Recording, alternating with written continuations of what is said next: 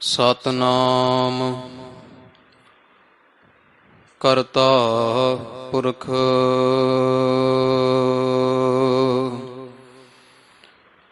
ਨਿਰਭਉ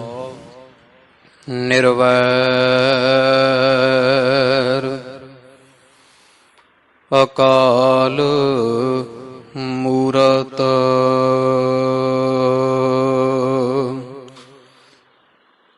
ਅਜੂਨੀ ਸੈਭੰ ਗੁਰ ਪ੍ਰਸਾਦ ਜਪ ਆਦ ਸੱਚ ਜੁਗਾਦ ਸੱਚ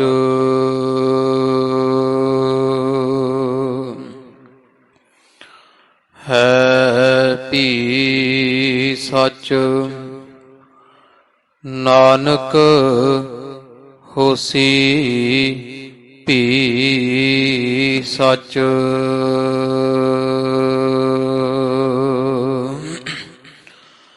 ਸ਼੍ਰੀ ਨਾਨਕ ਪਦ ਪੰਕਜ ਬੰਦਨ ਪਦ ਪੰਕਜ ਬੰਦਨ ਸਿਮਰੋ ਅੰਗਦ ਦੋਖ ਨਿਕੰਦਨ ਅਮਰਦਾਸ ਗੁਰ ਹਿਰਦੇ ਧਿਆਵਾ ਹਿਰਦੇ ਧਿਆਵਾ ਸ਼੍ਰੀ ਗੁਰ ਰਾਮਦਾਸ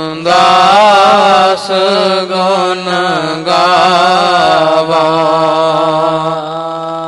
ਸ਼੍ਰੀ ਅਰਜਨ ਬਿਘਨਨ ਕੇ ਨਾਸ਼ਕ ਬਿਘਨਨ ਕੇ ਨਾਸ਼ਕ ਹਰ ਗੋਬਿੰਦ ਸ਼ੁਭ ਸੁਮਤ ਪ੍ਰਕਾਸ਼ਕ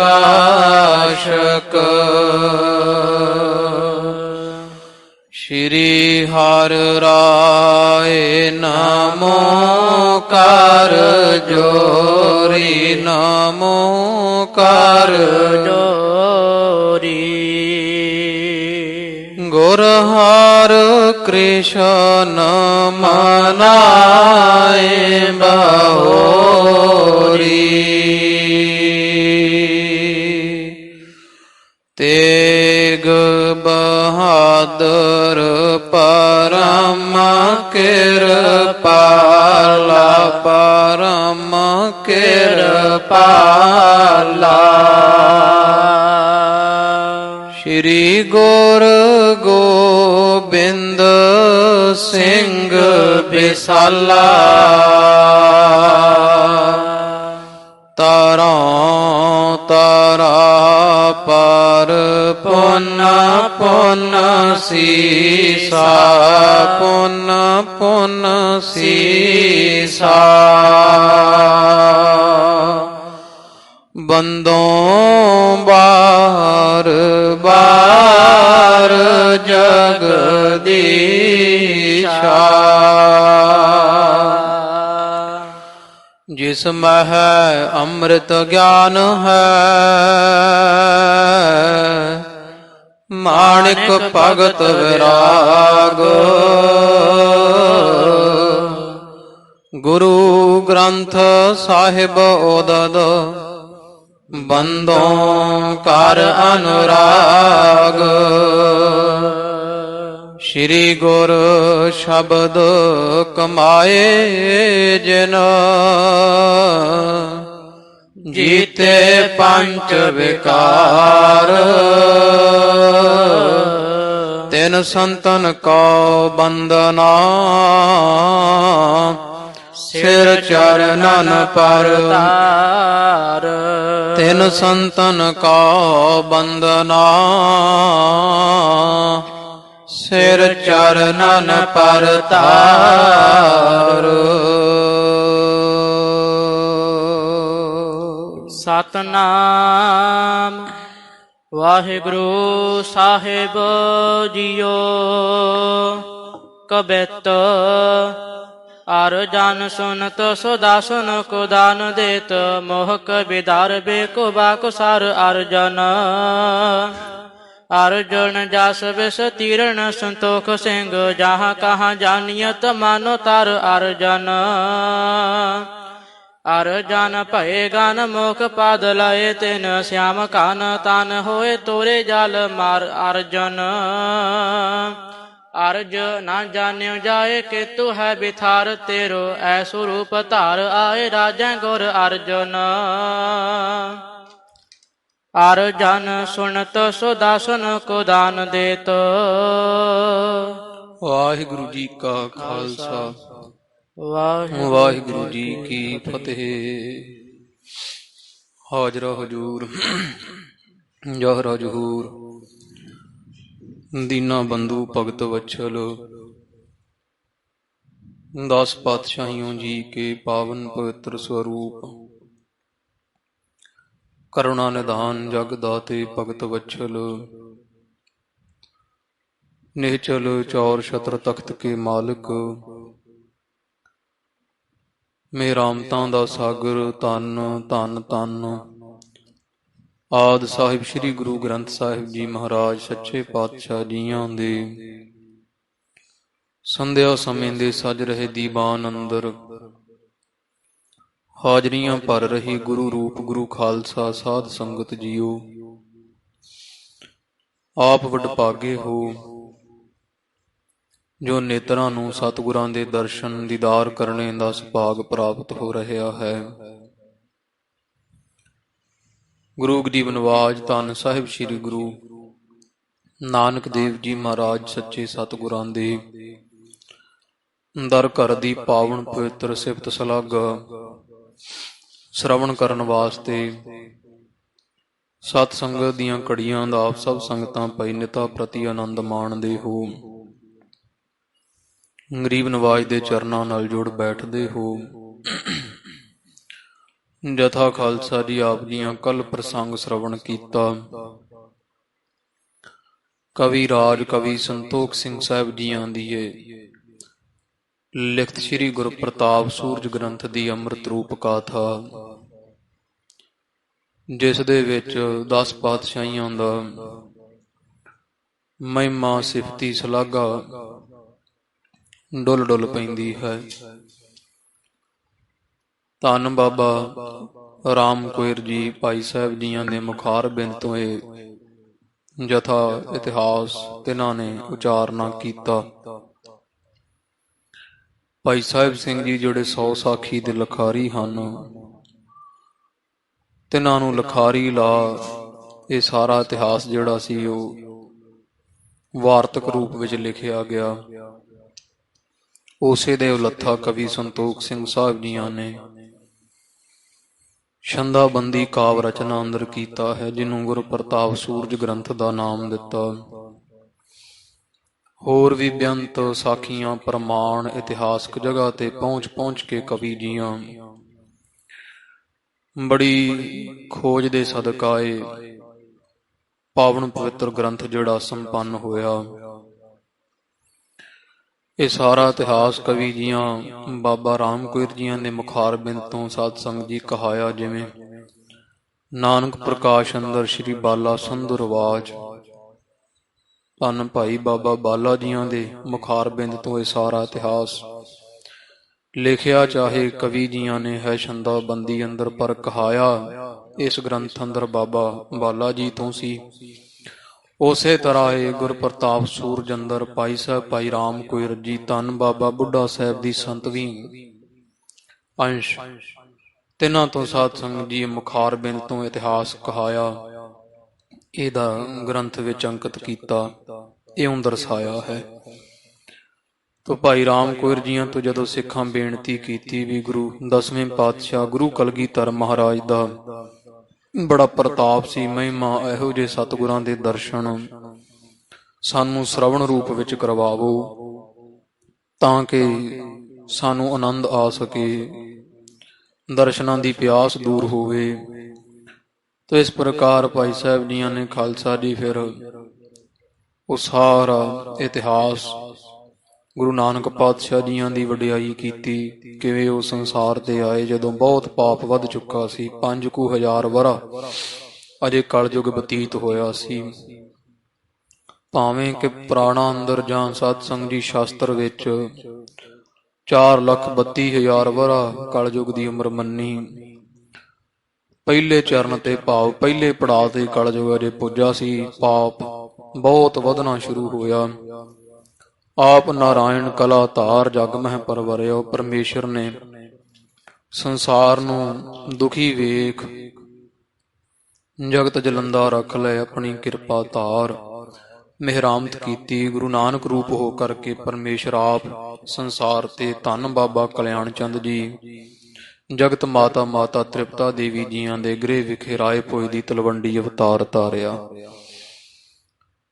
ਸਤਿਗੁਰਾਂ ਨੇ ਉਦਾਸੀਆਂ ਕਰ ਜਗ੍ਹਾ ਜਗ੍ਹਾ ਪਹੁੰਚ ਪਹੁੰਚ ਕੇ ਖਾਲਸਾ ਜੀ ਜੀਵਾਂ ਦੀ ਕਲਿਆਣ ਕੀਤੀ। ਕੀ ਕੌਡਾ ਰਾਖਸ਼ ਹੋਵੇ, ਸੱਜਣ ਠੱਗ ਵਰਗੇ ਹੋਣ, ਹੋਰ ਬੇਅੰਤ ਖਾਲਸਾ ਜੀ ਜਾਦੂਗਰਨੀਆਂ ਕਿਹਦਾ ਕਿਹਦਾ ਉਧਾਰ ਮਹਾਰਾਜ ਨੇ ਨਾ ਕੀਤਾ।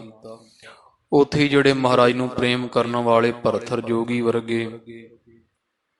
ਇਸ ਪ੍ਰਕਾਰ ਸਤ ਸੰਗਤ ਜੀ ਹੋਰ ਜਿਹੜੇ ਸੱਚੇ ਪਾਤਸ਼ਾਹ ਮਹਾਰਾਜ ਜੀਆਂ ਨੂੰ ਪ੍ਰੇਮ ਕਰਨ ਵਾਲੇ ਸਨ, ਸ਼ਿਵਨਾਬ ਵਰਗੇ ਮਹਾਰਾਜ ਨੇ ਜਗ੍ਹਾ ਜਗ੍ਹਾ ਪਹੁੰਚ ਕਰਕੇ ਉਹਨਾਂ ਦੇ ਪਾਸ ਪਹੁੰਚ ਕਰਕੇ ਦਰਸ਼ਨ ਦਿਦਾਰੇ ਬਖਸ਼ਿਸ਼ ਕੀਤੇ, ਸਿੱਖਿਆ ਸਿੱਖੀ ਗੁਰ ਵਿਚਾਰ ਬਖਸ਼ਿਸ਼ ਕੀਤੀ। ਤੋ ਇਸੇ ਪ੍ਰਕਾਰ ਤਿੰਨਾਂ ਦੇ ਗ੍ਰਹਿ ਵੇਖੇ ਫਿਰ 2 ਸਾਹਿਬਜ਼ਾਦਿਆਂ ਨੇ ਅਵਤਾਰ ਧਾਰਿਆ। ਧੰਨ ਬਾਬਾ ਸ਼੍ਰੀ ਚੰਦ ਜੀ, ਛੋਟੇ ਸਨ ਜਿਹੜੇ ਬਾਬਾ ਲਖਮੀ ਚੰਦ ਜੀ। ਬਾਬਾ ਸ਼੍ਰੀ ਚੰਦ ਜੀ ਜਿਹੜੇ ਸਨ ਉਹ ਜਤੀ ਹੋਏ ਵੈ, ਤਿੰਨਾਂ ਨੇ ਗ੍ਰਸਤ ਮਾਰਗ ਨਾ ਧਾਰਨ ਕੀਤਾ। ਬਾਬਾ ਲਖਮੀ ਚੰਦ ਜੀਆਂ ਵਿਵਾਹ ਕਰਵਾਇਆ, ਜਿਨ੍ਹਾਂ ਤੋਂ ਧਰਮ ਚੰਦ ਨਾਮੇ ਇੱਕ ਪੁੱਤਰ ਪੈਦਾ ਹੋਇਆ, ਗੁਰੂ ਨਾਨਕ ਮਹਾਰਾਜ ਜੀਆਂ ਦਾ ਪੋਤਰਾ। ਤੋ ਉਹ ਕਵੀ ਜੀਆਂ ਫਿਰ ਜ਼ਿਕਰ ਕੀਤਾ ਅਥਵਾ ਬਾਬਾ ਰਾਮ ਕੋਇਰ ਜੀਆਂ ਕਿ ਭਾਈ ਉਹ ਸ਼ਿਕਾਰ ਖੇਡਣ ਦੀ ਬਿਰਤੀ ਸੀ ਲਖਮੀ ਚੰਦ ਜੀਆਂ ਦੀ। ਸ਼ਿਕਾਰ ਖੇਡ ਕੇ ਉਹ 2 ਖਰਗੋਸ਼ ਸਹੇ ਜੇ ਜੰਗਲੀ ਮਾਰ ਕੇ ਘੋੜੇ ਦੇ 2 ਪਾਸੇ ਲਟਕਾਏ ਹੋਏ ਜਦੋਂ ਘਰ ਨੂੰ ਪਰਤੇ, ਬਾਬਾ ਸ਼੍ਰੀ ਚੰਦ ਜੀਆਂ ਵੇਖ ਕੇ ਤੇ ਸੂਦੇ ਹੀ ਬਚਨ ਕਹੇ ਵੀ ਭਰਾਤਾ ਜੀ ਇਹ ਲੇਖਾ ਦੇਣਾ ਪਵੇਗਾ ਜੋ ਆਪ ਰੋਜ਼ ਜੀਵਾਂ ਨੂੰ ਘਾਇਲ ਕਰਦੇ ਹੋ, ਮਾਰਦੇ ਹੋ। ਬਚਨ ਸਹਾਰ ਨਾ ਹੋਇਆ ਤੋ ਕ੍ਰੋਧ ਵਿੱਚ ਆ ਕਰਕੇ ਘਰੇ ਆਪਣੀ ਇਸਤਰੀ ਪਤਨੀ ਨੂੰ ਤਿਆਰ ਕੀਤਾ, ਨਾਲ ਹੀ ਪੁੱਤਰ ਧਰਮਚੰਦ ਨੂੰ ਬਿਠਾਇਆ ਘੋੜੇ ਉੱਪਰ। ਜਾਂਦੇ ਹੋਏ ਬਾਬਾ ਸ਼੍ਰੀ ਚੰਦ ਜੀ ਦੇ ਪਾਸ ਬਚਨ ਕਹਿ ਚੱਲੇ ਹੈ ਕਿ ਜੇ ਇਸ ਲੇਖੇ ਦੇਣ ਦੀ ਤੁਸੀਂ ਗੱਲ ਕਰਦੇ ਹੋ, ਅਸੀਂ ਹੁਣੇ ਹੀ ਉਹ ਲੇਖਾ ਦੇ ਆਉਣੇ ਆ। ਤੋ 4 ਕੋ 1 ਜੋਜਨ ਇਹ ਉੱਪਰ ਚਲੇ ਗਏ ਸਨ। ਬਾਬਾ ਸ਼੍ਰੀ ਚੰਦ ਜੀਆਂ ਵਿਚਾਰ ਕੀਤੀ ਕਿ ਸਾਡੇ ਪਿਤਾ ਗੁਰੂ ਨਾਨਕ ਪਾਤਸ਼ਾਹ ਮਹਾਰਾਜ ਦੀ ਵੇਦੀ ਵੰਸ਼, ਅਸੀਂ ਤਾਂ ਵਿਵਾਹ ਨਹੀਂ ਕਰਵਾਇਆ ਨਾ ਕਰਵਾਉਣਾ ਹੈ, ਤੇ ਸਾਡੇ ਵੇਦੀਆਂ ਦੀ ਵੰਸ਼ ਜਿਹੜੀ ਗੁਰੂ ਨਾਨਕ ਪਾਤਸ਼ਾਹ ਮਹਾਰਾਜ ਦੀ ਅੱਗੇ ਵੱਧਦੀ ਰਹੇ, ਇਸ ਕਰਕੇ ਉਹਨਾਂ ਨੇ 1 ਜੋਜਨ ਭਾਵ 4 ਕੋ ਖਾਲਸਾ ਦੀ ਬਾਂਹ ਲੰਬੀ ਕਰ ਧਰਮਚੰਦ ਜੀਆਂ ਨੂੰ ਬਾਹੋਂ ਫੜ ਘੋੜੇ ਤੋਂ ਉਤਾਰ ਲਿਆ। ਉਥੇ ਇਸ ਪ੍ਰਕਾਰ ਫਿਰ ਹੋਰ ਵੀ ਰਾਮ ਕੋਇਰ ਮਹਾਂਪੁਰਸ਼ਾਂ ਨੇ ਫਿਰ ਜਿਵੇਂ ਸਿੰਘਾਂ ਨੂੰ ਸੁਣਾਈ ਵਾਰਤਾ ਕਿ ਇੱਕ ਵਾਰ ਜਦ ਜਹਾਂਗੀਰ ਬਾਦਸ਼ਾਹ ਤਖਤ ਤੇ ਬੈਠਾ, ਇੱਛਾ ਇਹਨੇ ਕੀਤੀ ਪਰਖਣਾ ਚਾਹਿਆ ਵੀ ਗੁਰੂ ਨਾਨਕ ਮਹਾਰਾਜ ਦੇ ਪੁੱਤਰ ਸ਼੍ਰੀ ਚੰਦ ਵਿੱਚ ਸੁਣੀ ਦਾ ਬੜੀ ਕਰਾਮਾਤ ਹੈ, ਵੇਖੀਏ ਕਿੰਨੀ ਕਰਾਮਾਤ ਹੈ। ਆਪਦੇ ਦਰਬਾਰ ਵਿੱਚ ਇੱਥੇ ਲਾਹੌਰ ਠਹਿਰਿਆ ਸੀ ਜਹਾਂਗੀਰ, ਇੱਥੇ ਸੱਦਿਆ ਬੁਲਾਇਆ। ਇੱਕ ਗੋਦੜੀਆ ਸੇਵਕ ਸਿੱਖ ਸੀਗਾ ਬਾਬਾ ਸ਼੍ਰੀ ਚੰਦ ਜੀਆਂ ਦਾ, ਉਹਨਾਂ ਦੇ ਮੋਢਿਆਂ ਤੇ ਚੜ੍ਹ ਕੇ ਅਸਵਾਰੀ ਕਰਦੇ, ਕਿਉਂਕਿ 132 ਵਰ੍ਹੇ ਤੋਂ ਉੱਪਰ ਉਮਰ ਸਰੀਰ ਆਜੂ ਸੀਗੀ ਬਾਬਾ ਸ਼੍ਰੀ ਚੰਦ ਜੀਆਂ ਦੀ। ਤੋ ਇਸ ਪ੍ਰਕਾਰ ਫਿਰ ਇੱਥੇ ਜਹਾਂਗੀਰ ਦੇ ਦਰਬਾਰ ਵਿੱਚ ਪਹੁੰਚੇ। ਉਹ ਗਲ ਵਿੱਚ ਜਿਹੜੀ ਜੋਗੀਆਂ ਦੇ ਗੋਦੜੀ ਹੁੰਦੀ ਹੈ ਉਹ ਉਤਾਰ ਕੇ ਇੱਥੇ ਸਾਹਮਣੇ ਰੱਖ ਦਿੱਤੀ ਜਹਾਂਗੀਰ ਦੇ, ਤੇ ਜਦੇ ਉਹ ਬੜੇ ਸਤਿਕਾਰ ਨਾਲ ਜਹਾਂਗੀਰ ਨੇ ਬਿਠਾਇਆ ਆਪਣੇ ਪਾਸ। ਉਹ ਪਈ ਹੋਈ ਗੋਦੜੀ ਜੀ ਬਹੁਤ ਕੰਬਦੀ ਆ, ਕਦੇ ਸੱਜੇ ਕਦੇ ਖੱਬੇ ਉੱਪਰ ਹੇਠਾਂ ਹੁੰਦੀ ਵੇਖ ਜਹਾਂਗੀਰ ਨੇ ਸੰਸਾ ਕੀਤਾ ਵੀ ਮਹਾਂਪੁਰਸ਼ੋ ਇਹਦੇ ਵਿੱਚ ਕੀ ਹੈ। ਬਾਬਾ ਸ਼੍ਰੀ ਚੰਦ ਜੀਆਂ ਬਚਨ ਕੀਤੇ ਕਿ ਭਾਈ ਸਾਧੂ ਦੀ ਕਈ ਪ੍ਰਕਾਰ ਦਾ ਮਤਾ ਸਿਧਾਂਤ ਹੁੰਦਾ ਹੈ, ਕੋਈ ਕਿਵੇਂ ਵਰਤਦਾ ਕੋਈ ਕਿਵੇਂ ਵਰਤਦਾ, ਤੁਸੀਂ ਰਾਜਨ ਲੋਕ ਹੋ, ਤੁਸੀਂ ਕੀ ਲੈਣਾ। ਸਾਧੂ ਦਾ ਅੰਤ ਨਹੀਂ ਪਾਈਦਾ, ਸੇਵਾ ਕਰਨੀ ਬਣ ਆਉਂਦੀ ਹੈ। 2-4 ਵਾਰ ਜਦ ਨਾ ਟਲਿਆ ਫਿਰ ਬਾਬਾ ਸ਼੍ਰੀ ਚੰਦ ਜੀਆਂ ਫਿਰ ਜਿਹੜਾ ਉਹ ਗੋਦੜੀ ਦੇ ਵਿੱਚ ਪਾਇਆ ਹੋਇਆ ਸੀ ਤਾਪ ਕਹਿ ਦਿੰਦੇ ਜਿਹਨੂੰ, ਬੁਖਾਰ, ਆਵਾਜ਼ ਮਾਰ ਕੇ ਆਖਿਆ ਭਈ ਦੇ ਦਰਸ਼ਨ, ਜਹਾਂਗੀਰ ਬਾਦਸ਼ਾਹ ਤੇਰੀ ਬਾਬਤ ਪੁੱਛਦਾ। ਉਹ ਜਾ ਖਾਲਸਾ ਜੀ ਜਹਾਂਗੀਰ ਨੂੰ ਚੰਬੜਿਆ, ਬੜਾ ਵਿਆਕੁਲ, ਜੇਬਾ ਸੁੱਕ ਗਈ, ਲਾਲ ਰੰਗ ਹੋ ਗਿਆ, ਲੂ ਕੰਡੇ ਖੜੇ ਹੋ ਗਏ, ਸਰੀਰ ਤਪਦਾ ਹੈ, ਮੂਧੜੇ ਮੂੰਹ ਸਿੰਘਾਸਣ ਤੋਂ ਧਰਤੀ ਤੇ ਡਿੱਗਾ। ਹੱਥ ਜੋੜ ਕੇ ਬਾਬਾ ਸ਼੍ਰੀ ਚੰਦ ਜੀਆਂ ਨੂੰ ਫਿਰ ਬੇਨਤੀ ਕੀਤੀ, ਮਹਾਰਾਜ ਇਹਨੂੰ ਜਿੱਥੋਂ ਨਿਕਲਿਆ ਉੱਥੇ ਹੀ ਰੱਖੋ, ਸਾਡੇ ਵਿੱਚ ਇੰਨੀ ਸੱਤਾ ਨਹੀਂ ਕਿ ਤੁਹਾਡਾ ਪ੍ਰਤਾਪ ਚੱਲ ਸਕੀ। ਅਸੀਂ ਜਾਣਦੇ ਹਾਂ ਵੀ ਗੁਰੂ ਨਾਨਕ ਪਾਤਸ਼ਾਹ ਮਹਾਰਾਜ ਦੀ ਆਪ ਅੰਸ਼ ਹੋ, ਪੁੱਤਰ ਸਪੁੱਤਰ ਹੋ, ਤੁਹਾਡੇ ਪਾਸ ਅਜਮਤਾਂ ਦੀ ਕੋਈ ਕਮੀ ਨਹੀਂ। ਇਸ ਤਰ੍ਹਾਂ ਫਿਰ ਖਾਲਸਾ ਜੀ ਉਹ ਨਿਹਾਲ ਕਰਕੇ ਸਭ ਇਹਦੇ ਸੰਸੇ ਕੱਢ ਕੇ ਧੰਨ ਬਾਬਾ ਸ਼੍ਰੀ ਚੰਦ ਜੀ ਆਪਣੇ ਅਸਥਾਨ ਤੇ ਫਿਰ ਵਾਪਸ ਆਏ। ਉਹ ਅੱਗੇ ਫਿਰ ਕਵੀ ਦੀਆਂ ਦੱਸਿਆ ਜਿਵੇਂ ਇਹਨਾਂ ਦੇ ਖਾਲਸਾ ਜੀ ਉਦਾਸੀਆਂ ਦਾ ਫਿਰ ਅੱਗੇ ਪੰਥ ਚੱਲਿਆ। ਗੁਰੂ ਹਰਗੋਬਿੰਦ ਰਾਏ ਜੀ ਮਹਾਰਾਜ ਦੇ ਬਾਬਾ ਸ਼੍ਰੀ ਚੰਦ ਜੀਆਂ ਦੇ ਪਾਸ ਦਰਸ਼ਨ ਪਰਸ਼ਨ ਗਏ ਹੈ, ਦਰਸ਼ਨ ਦੇਣ ਗਏ ਹੈ। ਗੁਰੂ ਨਾਨਕ ਪਾਤਸ਼ਾਹ ਮਹਾਰਾਜ ਦੇ ਸਾਹਿਬਜ਼ਾਦੇ ਹੋਣ ਕਰਕੇ ਉਸ ਸਮੇਂ ਉਮਰ ਬਾਬਾ ਸ਼੍ਰੀ ਚੰਦ ਜੀਆਂ ਦੀ ਬਹੁਤ ਵਡੇਰੀ ਹੋ ਚੁੱਕੀ ਸੀ। ਪੁੱਛਿਆ ਗੁਰੂ ਹਰਗੋਬਿੰਦ ਰਾਏ ਮਹਾਰਾਜ ਨੂੰ ਕਿ ਇਹ ਮੀਰੀ ਪੀਰੀ ਦੇ ਮਾਲਕ ਪਾਤਸ਼ਾਹ ਕਿੰਨੇ ਸਾਹਿਬਜ਼ਾਦੇ ਆ।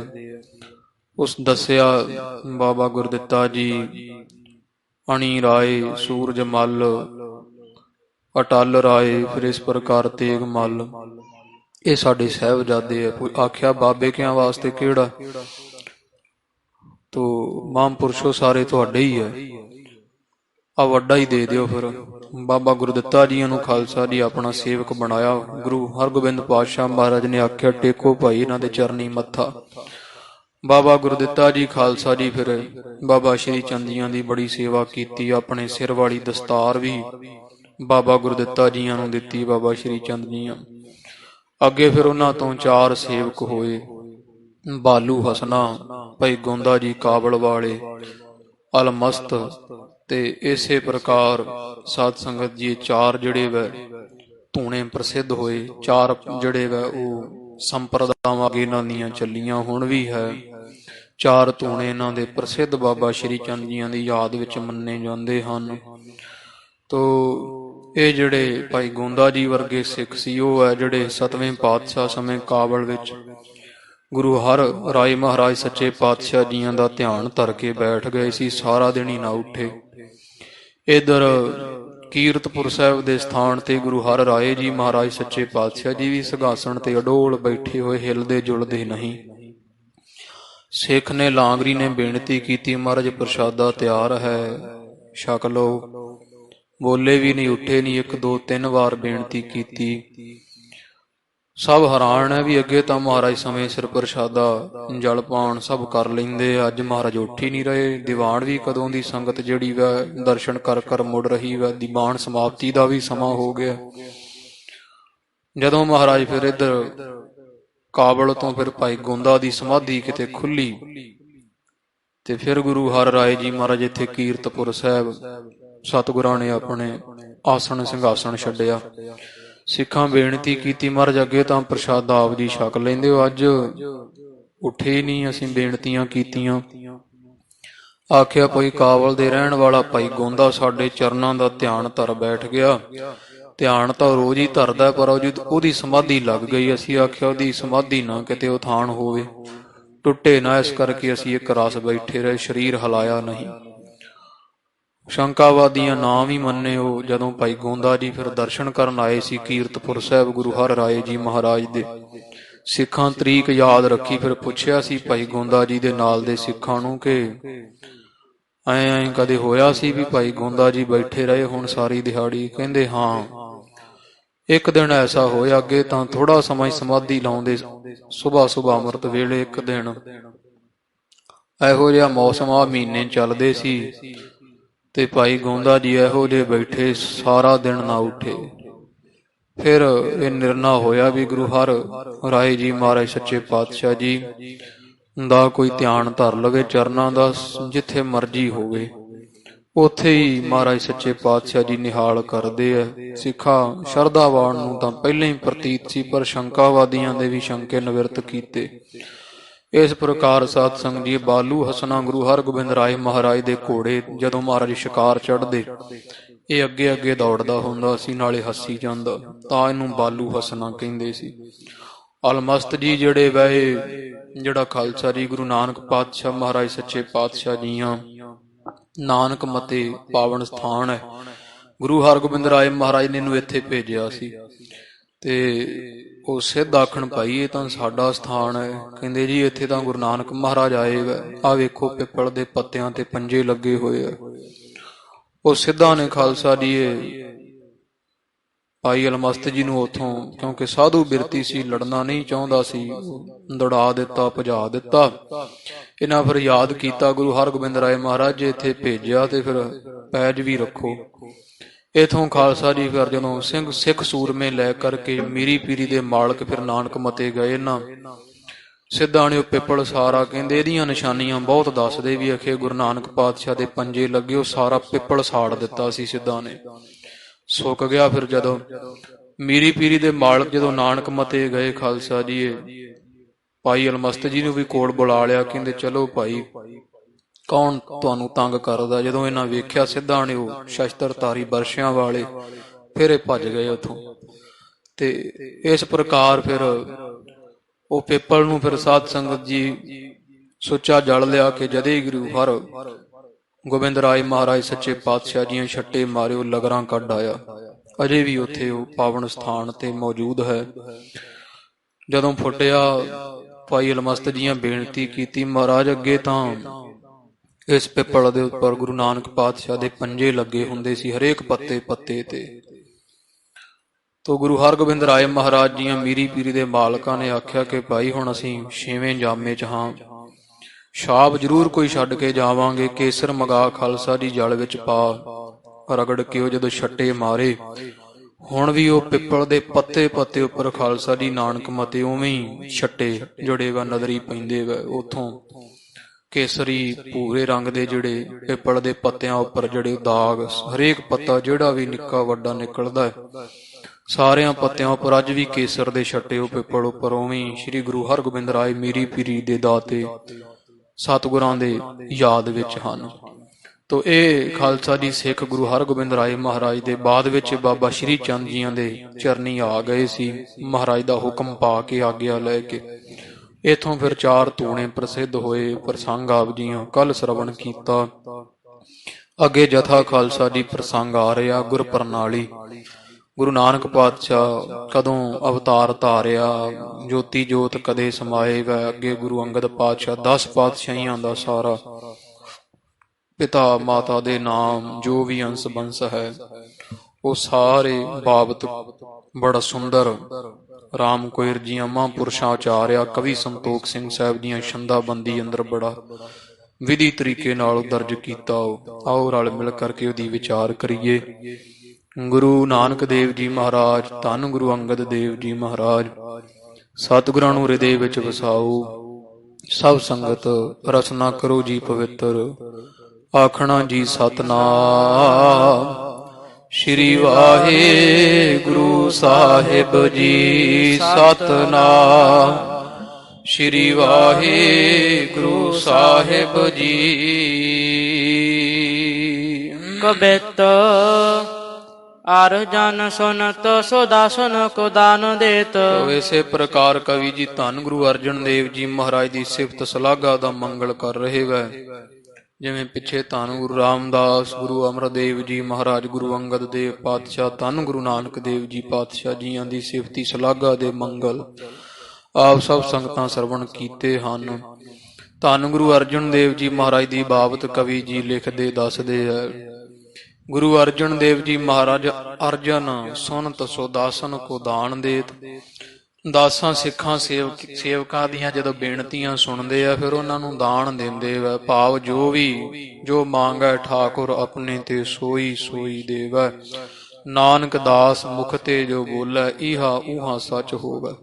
ਜੋ ਵੀ ਦਾਸ ਬੇਨਤੀਆਂ ਕਰਕੇ ਗੁਰੂ ਅਰਜਨ ਦੇਵ ਜੀ ਮਹਾਰਾਜ ਤੋਂ ਮੰਗਦੇ ਆ, ਸਤਿਗੁਰੂ ਜੀ ਉਹੀ ਦਾਤਾਂ ਸੇਵਕਾਂ ਸਿੱਖਾਂ ਨੂੰ ਬਖਸ਼ਿਸ਼ ਕਰਦੇ ਹਨ।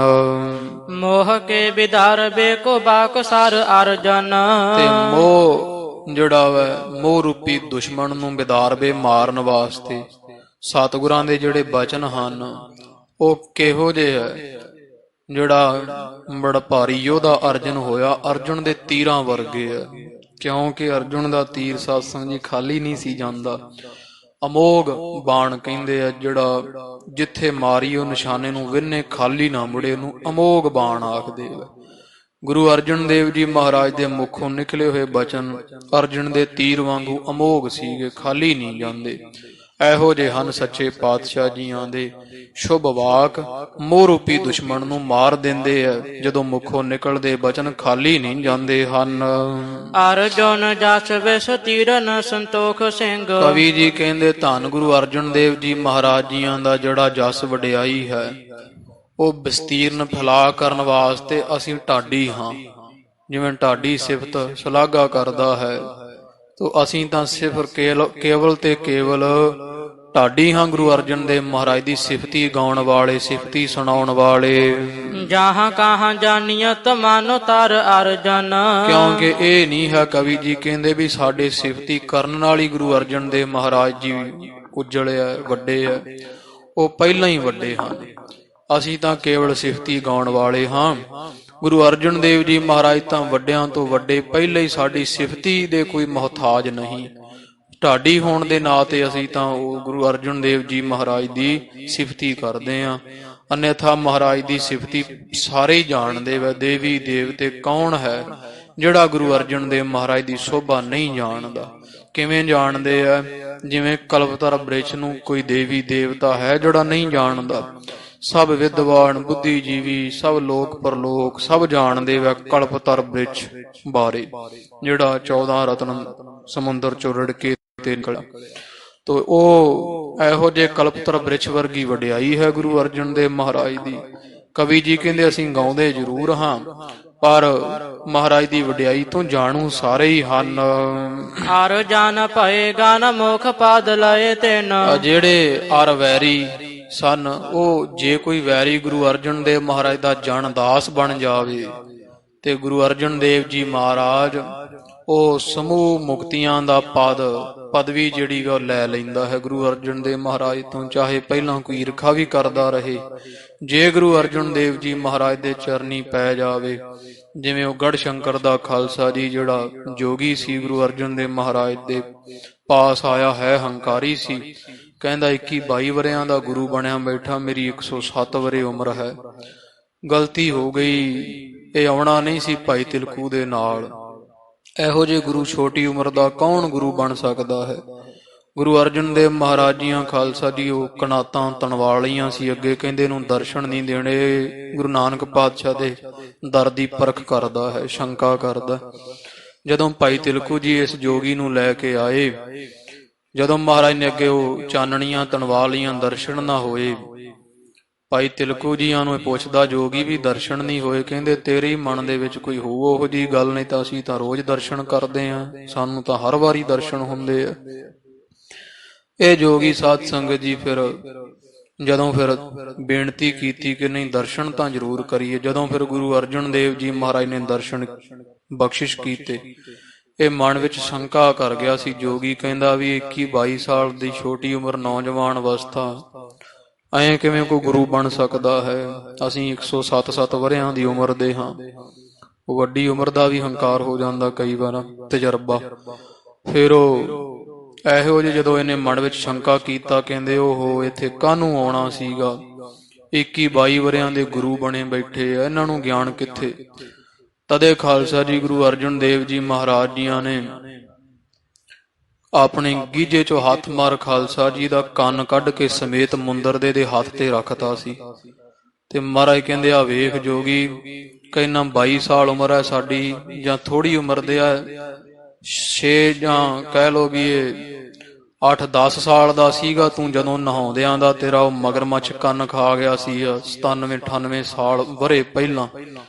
ਕਹਿੰਦੇ ਆ ਲੈ ਚੱਕ ਆਪਦਾ ਉਹੀ ਕੰਨ ਸਮੇਤ ਮੁੰਦਰ ਮਹਾਰਾਜ ਨੇ ਖਾਲਸਾ ਜੀ ਹੱਥ ਤੇ ਰੱਖ ਦਿੱਤਾ ਸੀ। ਕਹਿੰਦੇ ਗੁਰੂ ਦਾ ਅੰਤ ਨਹੀਂ ਲਈਦਾ।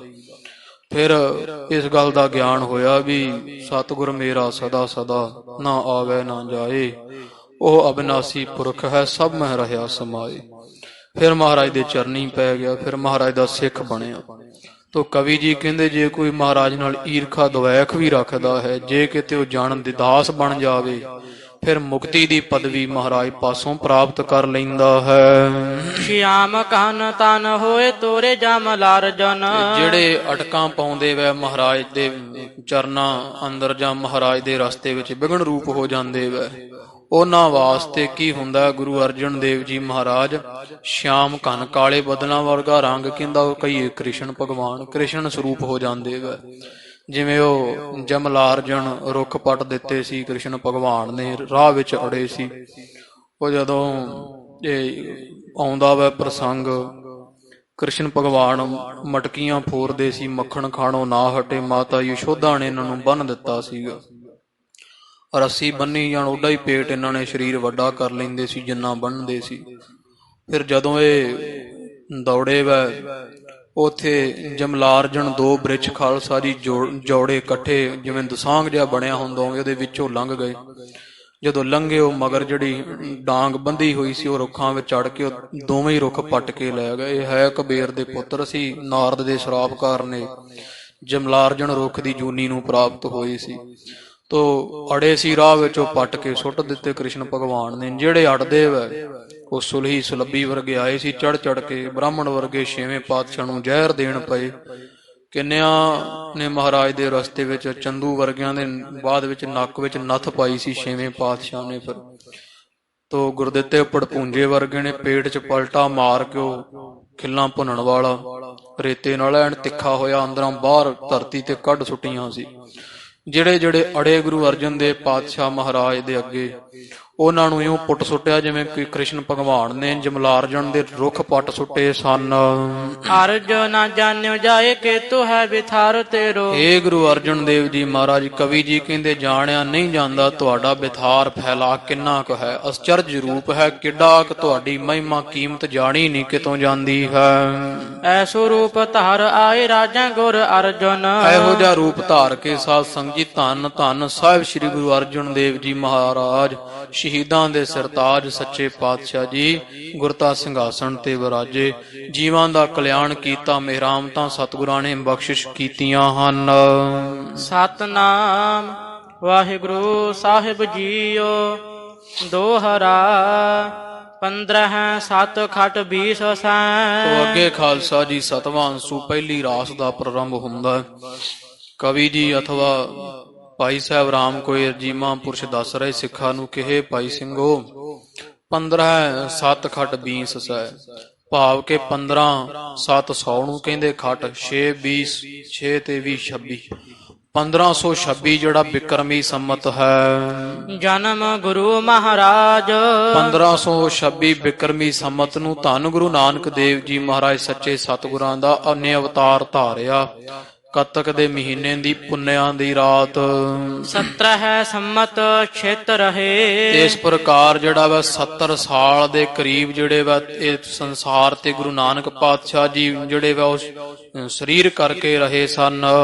ਅਨੇਕ ਗਰੀਬ ਨਿਵਾਜ ਜਿਨ੍ਹਾਂ ਨੇ ਅਨੇਕਾਂ ਗਰੀਬਾਂ ਨੂੰ ਨਿਵਾਜਣਾ ਕੀਤਾ, ਬੜਿਆਂ ਨੂੰ ਬੜਿਆਂ ਤੇ ਮਿਹਰਾਮਤ ਕੀਤੀ। ਚਾਪਈ ਘੋਰ ਕਾਮ ਭਵ ਜੀਵ ਦੁਖਾਰੋ। ਤੇ ਇਸ ਪ੍ਰਕਾਰ ਘੋਰ ਬਹੁਤ ਜਿਹੜਾ ਵੈ ਪਾਪ ਹੋਣ ਕਰਕੇ ਜੀਵ ਦੁਖੀ ਸਨ ਜਿਹੜੇ ਸਾਰੇ ਹੀ। ਸਾਸ ਸਮ ਉਦਯਤ ਕਰੇ ਸੁਖਾਰੇ। ਚੰਦਰਮਾ ਵੱਤ ਪ੍ਰਗਟ ਹੋ ਕਰਕੇ ਗੁਰੂ ਨਾਨਕ ਪਾਤਸ਼ਾਹ ਮਹਾਰਾਜ ਨੇ ਸਾਰੇ ਜੀਵਾਂ ਦੀ ਕਲਿਆਣ ਕੀਤੀ, ਸੁਖ ਬਖਸ਼ਿਸ਼ ਕੀਤਾ ਹੈ। ਕੋਈ ਨਾ ਜਿਨ ਕੇ ਅਰਿਓ ਅਗਾਰੀ। ਕੋਈ ਵੀ ਧੰਨ ਗੁਰੂ ਨਾਨਕ ਪਾਤਸ਼ਾਹ ਮਹਾਰਾਜ ਦੇ 84 ਸਿੱਧ ਬੜੇ ਹੰਕਾਰੇ, ਕੌਣ ਅੜਿਆ? ਕੋਈ ਨਹੀਂ। ਕਵੀ ਜੀ ਕਹਿੰਦੇ ਅੜਿਆ ਗੁਰੂ ਨਾਨਕ ਮਹਾਰਾਜ ਦੇ ਮੋਹਰੇ। ਭਏ ਨੰਮਰ ਅਜਮਤ ਧਰ ਭਾਰੀ। ਤੇ ਇਸ ਪ੍ਰਕਾਰ ਸਾਰੇ ਨਿਮਰੀ ਭੂਪ ਹੋ ਜਾਂਦੇ ਸੀ, ਕਿਉਂਕਿ ਗੁਰੂ ਨਾਨਕ ਪਾਤਸ਼ਾਹ ਦੇ ਅੰਦਰ ਭਾਰੀ ਅਜਮਤ ਸ਼ਕਤੀ ਦੇ ਮਾਲਕ ਸਨ। ਜਿਤ ਕੋ ਸ਼ਕਤ ਜੁਤ ਭੇ ਸਭ ਸਤਾਰੇ। ਤੇ ਜਿੰਨੀ ਕੁ ਸ਼ਕਤ ਦੇ ਸਹਿਤ ਸੀਗੇ ਸਾਰੇ ਸਭ ਤਾਰਨੇ ਕੀਤੇ। ਭਾਵ ਮਹਾਰਾਜ ਨੇ ਜਿਵੇਂ ਜਿਹੜਾ ਜਿਸ ਤਰ੍ਹਾਂ ਉਧਾਰਿਆ ਗਿਆ, ਜਿਤ ਦੁਆਰਾ ਉਬਰਤ ਤੈ ਲਿਓ ਉਬਾਰ, ਜਿਵੇਂ ਯਥਾ ਯੋਗ ਸੀਗਾ ਮਹਾਰਾਜ ਨੇ ਉਸੇ ਤਰ੍ਹਾਂ ਹੀ ਸਭ ਦੀ ਕਲਿਆਣ ਕੀਤੀ। ਜੇ ਅਜਮਤ ਵਿਖਾਉਣੀ ਪਈ ਅਜਮਤ, ਜੇ ਕੋਈ ਸ਼ਬਦ ਨਾਲ ਹੀ ਸੁਧਰ ਗਿਆ ਤੇ ਉੱਥੇ ਸ਼ਬਦ ਨਾਲ ਹੀ ਮਹਾਰਾਜ ਨੇ ਮਿਹਰਾਮਤ ਕੀਤੀ। ਰਾਵ ਸਮ ਉਦੈ ਛਪੇ ਤਬ ਸਾਰੇ। ਤੇ ਜਦੋਂ ਸੂਰਜਵਤ ਪ੍ਰਗਟ ਹੋਏ ਸਤਿਗੁਰ ਨਾਨਕ ਪ੍ਰਗਟਿਆ, ਮਿਟੀ ਧੁੰਦ ਜਗ ਚਾਨਣ ਹੋਆ। ਜਿਉ ਕਰ ਸੂਰਜ ਨਿਕਲਿਆ ਤਾਰੇ ਛਪ ਅੰਧੇਰ ਪਲੋਆ। ਜਿਵੇਂ ਸੂਰਜ ਚੜੇ ਤੇ ਤਾਰੇ ਛੁਪਦੇ, ਸਭ ਪਾਪ ਇਉਂ ਛੁਪ ਗਏ ਸਨ। 15/7/96 ਮਾਹੂ। ਤੇ 1500 ਜਿਹੜਾ 96 ਬਿਕਰਮੀ ਸੰਮਤ ਹੈ। ਮਾਸ ਅਸਾਜ ਸਰਦ ਰੁੱਤ ਤਾਹੂ। ਅੱਸੂ ਦਾ ਮਹੀਨਾ ਸੀ ਤੇ ਸਰਦ ਰੁੱਤ ਦੇ ਵਿੱਚ ਅੱਸੂ ਦਾ ਮਹੀਨਾ ਜੋ ਕ੍ਰਿਸ਼ਨਾ ਦਸਮੀ ਪਿਤਰਨ ਤਿਨ ਦਿਨ ਕੀ। ਹਨੇਰ ਪੱਖ ਦੀ ਦਸਵੀਂ ਥਿਤ ਸੀਗੀ ਅੱਸੂ ਮਹੀਨੇ ਦੀ, ਜਦੋਂ ਸ਼ਰਾਧਾਂ ਦੇ ਦਿਨ ਹੁੰਦੇ ਆ। ਪ੍ਰਭੂ ਬੇਕੰਠ ਗਏ ਸਹਿਤਨ ਕੀ। ਤੇ ਗਰੀਬ ਨਵਾਜ ਸਮੇਤ ਸਰੀਰ ਦੇ ਸਣ ਦੇ ਹੀ ਗੁਰੂ ਨਾਨਕ ਪਾਤਸ਼ਾਹ ਜੀ ਕਰਤਾਰਪੁਰ ਸਾਹਿਬ ਤੋਂ ਸੱਚਖੰਡ ਸਤਿਗੁਰਾਂ ਨੇ ਬਿਆਨਾ ਕੀਤਾ ਹੈ। ਐ ਰਾਵਤੀ ਕੂਲ ਅਭਿਰਾਮਾ। ਤੇ ਜਿਹੜਾ ਐਰਾਵਤੀ ਕਈ ਰਾਵੀ ਨਦੀ ਦਾ ਕੰਢਾ ਸੁੰਦਰ ਜੋ ਹੈ, ਤਹ ਕਰਤਾਰ ਪੂਰਾ ਕਿਆ ਗ੍ਰਾਮਾ। ਉਥੇ ਕਰਤਾਰਪੁਰ ਨਾਮ ਦਾ ਸੱਚੇ ਸਤਿਗੁਰਾਂ ਸੁੰਦਰ ਨਗਰ ਵਸਾਉਣਾ ਕੀਤਾ। ਗੁਰੂ ਵਸਤਰ ਕੋ ਲੈ ਸਸਕਾਰ। ਤੇ ਮਹਾਰਾਜ ਸਣ ਦੇ ਹੀ ਸੱਚਖੰਡ ਗਏ ਤੇ ਮਗਰੋਂ ਆਪ ਜੀਆਂ ਪ੍ਰਸੰਗ ਸੁਣਿਆ ਹੀ ਸੀਗਾ ਵੀ ਉਹ ਜਦੋਂ ਝਗੜਾ ਪਿਆ ਸੀ ਪਠਾਣਾ ਹਿੰਦੂਆਂ ਦਾ, ਉਹ ਮਹਾਰਾਜ ਜਦੋਂ ਸਮੇਤ ਦੇ ਹੀ ਸਣ ਦੇ ਹੀ ਸੱਚਖੰਡ ਗਏ, ਫਿਰ ਉਹ ਚਾਦਰ ਰਹਿ ਗਿਆ ਸੀ, ਚਾਦਰਾ ਕੱਲਾ ਇਹਨਾਂ ਪਾੜ ਕੇ 2 ਟੋਟੇ ਕੀਤਾ। ਉਹ ਜਿਹੜਾ ਮਹਾਰਾਜ ਦੇ ਪਿੱਛੇ ਬਚਿਆ ਚਾਦਰਾ ਬਸਤਰ ਸੀ। ਅਪਰ ਨਾਮ ਦੇਹੁਰਾ ਬਿਦਤ ਉਦਾਰਾ। ਤੇ ਉਹਦਾ ਸੰਸਕਾਰ ਕੀਤਾ, ਹਿੰਦੂਆਂ ਮੁਸਲਮਾਨਾਂ ਦਫਨ ਕਰ ਲਿਆ ਸੀ ਆਪ ਦੇ ਹਿੱਸੇ ਦਾ। ਉਥੇ ਸੁੰਦਰ ਦੇਹੁਰਾ ਬਣਿਆ ਹੋਇਆ ਪਾਵਨ ਸਥਾਨ। ਜਿਸ ਗਾਦੀ ਗੁਰ ਅੰਗਦ ਬੈਸੇ। ਇਹੋ ਜੇ ਸੱਚੇ ਪਾਤਸ਼ਾਹ ਮਹਾਰਾਜ ਦੀ ਗੁਰਤਾ ਥਾਵੇਂ ਗੁਰਤਾ ਗੱਦੀ ਤੇ ਧੰਨ ਗੁਰੂ ਅੰਗਦ ਦੇਵ ਜੀ ਮਹਾਰਾਜ ਬੈਠੇ। ਇਸੇ ਪ੍ਰਕਾਰ ਖਾਲਸਾ ਜੀਓ 69 ਸਾਲ 11 ਮਹੀਨੇ ਤੇ ਕਰੀਬ 10 ਦਿਨ ਜਿਹੜਾ ਵਾ ਇਹ ਗੁਰੂ ਨਾਨਕ ਪਾਤਸ਼ਾਹ, ਵਾਹਿਗੁਰੂ 5 ਦਿਨ, ਇਹ ਗੁਰੂ ਨਾਨਕ ਪਾਤਸ਼ਾਹ ਸੱਚੇ ਗੁਰੂ ਗਰੀਬ ਨਵਾਜ ਜੀ ਜਿਹੜਾ ਹੈ ਉਹ ਗੁਰਤਾ ਸਿੰਘਾਸਣ ਤੇ ਬਿਰਾਜਮਾਨ ਹੋਏ ਸਨ, ਭਾਵ ਕੇ ਉਤਰੇ। ਤੇ ਇੰਨੀ ਆਜੂ ਗੁਰੂ ਨਾਨਕ ਪਾਤਸ਼ਾਹ ਜੀ ਜਿਹੜੀ ਵਾ ਸਰੀਰ ਕਰਕੇ ਸੱਚੇ ਸਤਿਗੁਰੂ ਰਹੇ। ਉਹਨਾਂ ਦੇ ਬਾਅਦ ਜਿਹੜੀ ਸਿੱਖਾਂ ਪੁੱਤਰਾਂ ਘੋ ਕੈ ਸਭ ਉਮਤ ਵੇਖਾ ਜੇ ਕਿਉਂ, ਜਾਂ ਸੁਧੋ ਉਸਤਾ ਲਹਿਣਾ ਟਕਿਉਣ, ਜੋਤ ਉਹਾ ਜੁਗਤ ਸਾਇ ਸਹਿ ਕਾਇਆ ਫੇਰ ਪਲਟੀ ਹੈ। ਗੁਰੂ ਅੰਗਦ ਦੇਵ ਜੀ ਮਹਾਰਾਜ ਨੂੰ ਗੁਰਤਾ ਦੀ ਵਡਿਆਈ ਮਿਲੀ ਸਤਿਗੁਰਾਂ ਪਾਸੋਂ।